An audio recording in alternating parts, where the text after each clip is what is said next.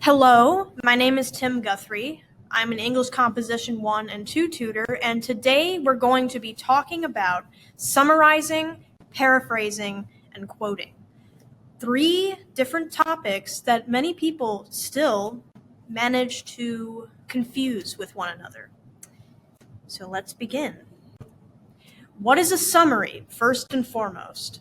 A summary is a brief statement that accounts for the main point of something, be it a fictional story, a historical or scientific text, a news article, or even a video, regardless of whether or not it intends to entertain or educate to justify its existence.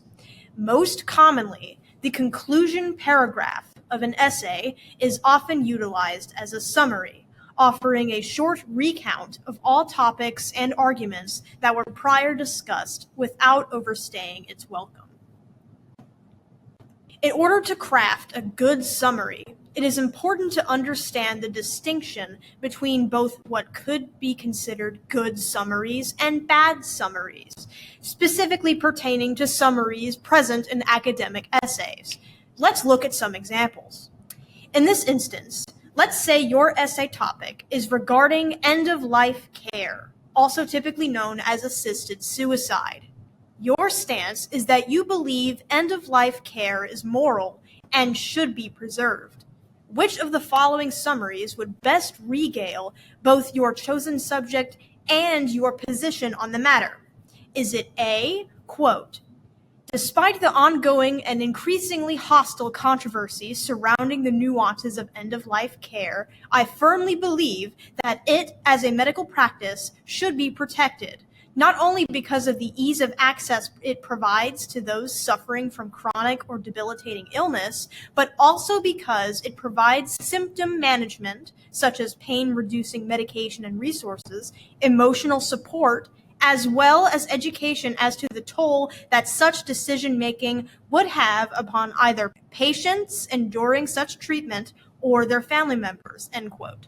Or is it B, quote, "End-of-life care is essential to the bedrock of a functioning society, and if it were to be removed, many people suffering from chronic illness would needlessly suffer.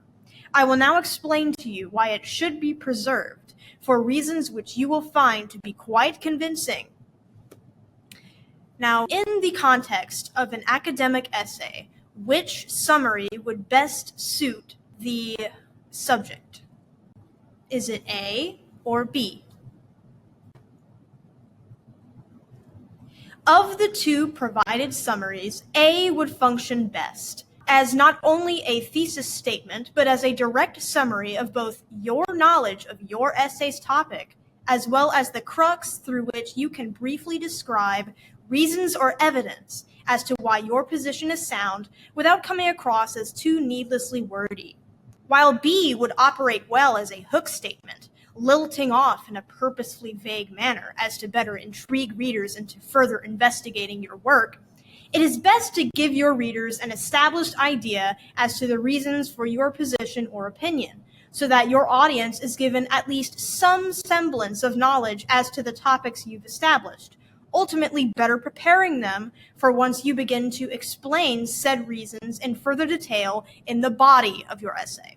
So what we're trying to do with these informative essays, we are trying to inform. And while creating a hook statement can create some intrigue in a reader, it is most important that you get across both the idea of your essay and the facts supporting your position before you get into the facts supporting your position, just to give them a little idea of what is to come.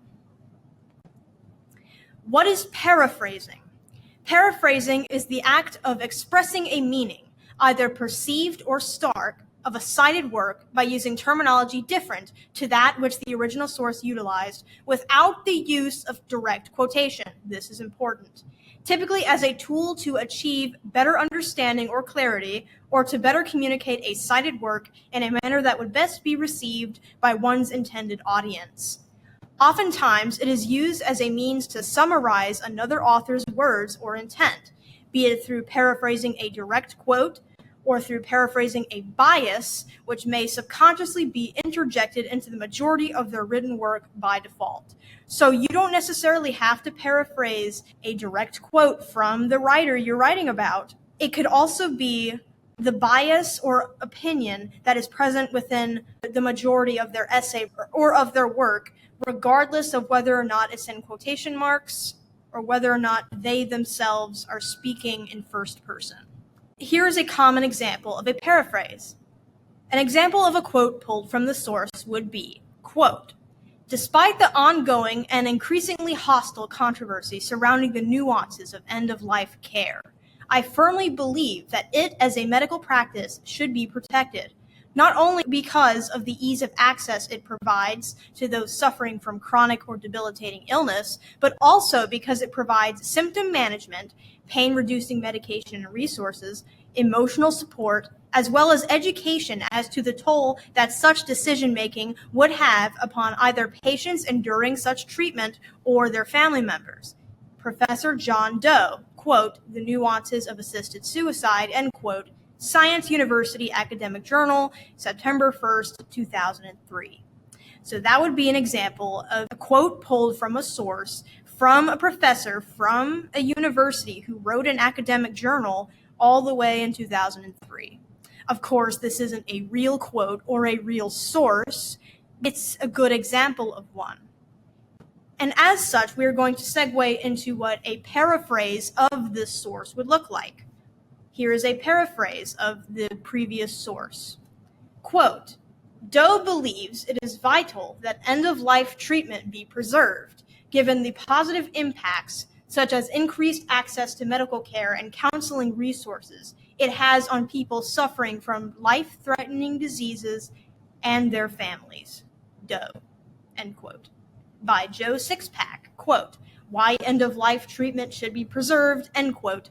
Simpleton Community College, November 23rd, 2025.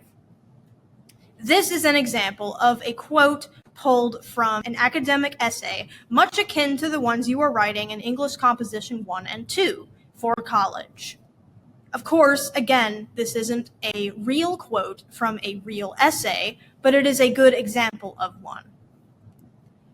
Notice that even the slightest and most subtle changes in syntax, being the structure of a paragraph or sentence, can improve the quality of one's writing beyond simply throwing in a direct quote and calling it a day. Although, even if you paraphrase another author, you are still required to credit them in parentheses upon conclusion of said paraphrase, typically via use of their last name.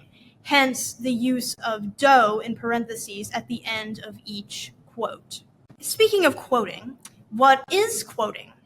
A quote is a repetition of another's words in one's text, typically written in quotation marks, shown in parentheses, as a means to indicate that one is not the original author or speaker. Not to be confused with dialogue, also enclosed with quotation marks. A quote in academic essays is typically utilized to repeat or express the words of a third party, not the words of oneself. So, a majority of the time, quotation marks are used to quote other people, not yourself, unless, of course, if an author were to cite their own previous publications, the usage of quotation marks may be appropriate. However, as stated, in the case of academic essays, quotes typically consist of the words of a third-party author or source. There are typically two types of quotes in academic essays pertaining to both English Composition 1 and 2, the direct quote and the indirect quote. While direct quotes are straightforward in their presentation, whose basis are solely founded upon the words of the individual or third party quoted, indirect quotes are more rudimentary in nature and can be readily derived by an author seeking to utilize another's words in their work. So, a direct quote is an unaltered, direct quotation of the speaker that a writer may be referencing. So if a third party says something in their work, be it dialogue or an excerpt from their work, it's going to be in quotation marks, regardless of who says it, regardless of the format it may take in their own work. In an academic essay, if you are quoting a third party, it's going to be in direct quotes, regardless of whether or not it's the author speaking personally or whether or not it's just a paragraph in the author's work. An example of an indirect quote in an essay, which is referring to the direct quote to the left. Quote, Professor John Doe of Science University, an avid supporter of the science behind end-of-life treatment, shares the same sentiment, expressing that, quote, the costs of allowing a patient to suffer, end quote, vastly differ from the emotional turmoil that a patient and their families may endure otherwise, and that these programs offer both the patient and their loved ones an, quote, emotional outlet, end quote, through which they can grieve, Doe, end quote. So, as you can see, the quotations jump around quite a lot in an indirect quote, but that is mostly because through an indirect quote, a writer or someone who is writing an academic essay has a little bit more creative leeway as opposed to writing a direct quote, which is, as its name suggests, direct, and there is no room for interpretation. However, with a direct quote, you are still required to with an indirect quote, you are still required to maintain at least a little bit of the original speaker or author's words as to not allow it to segue into what we now know as paraphrasing. Because there is a difference between an indirect quote and a paraphrase. An indirect quote still maintains at least a little bit of the original speaker's work, whereas a paraphrase is a completely new sentence with improvised syntax. Do you notice the differences between the use of direct and indirect quotes?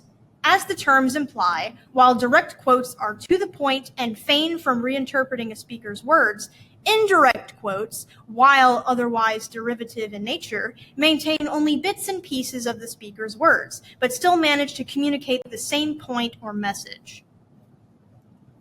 To summarize, a summary is a brief retelling of a text or of a message that a writer may attempt to communicate. A paraphrase is whenever you take someone else's work and you put it in your own words without the use of direct or indirect quotes.